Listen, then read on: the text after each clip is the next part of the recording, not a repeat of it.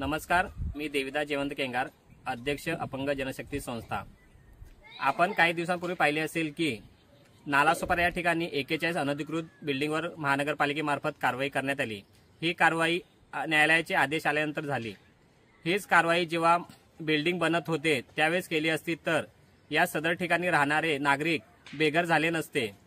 तर असेच एक प्रकरण वालीफाटा निर्माण कंपनी समोर अनधिकृत औद्योगिक गाळे मोठ्या प्रमाणात बनले आहेत। यावर कारवाई करण्यासाठी मी वारंवार महानगरपालिकेचे उपायुक्त दीपक सावंत तसेच मनाले साहेब, आयुक्त अनिल पवार साहेब यांच्याकडे पाठपुरावा केला असता त्यावर तोडक कारवाई करण्यात आली।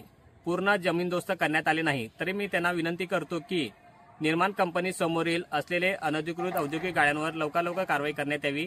तसेच सातविली येथे दामुपाड्या या ठिकाणी अनेक मोठ्या प्रमाणात गेल्या 5 ते 6 महिन्यापूर्वी मोठे औद्योगिक व्यावसायिक गाळे उभारण्यात आले आहेत।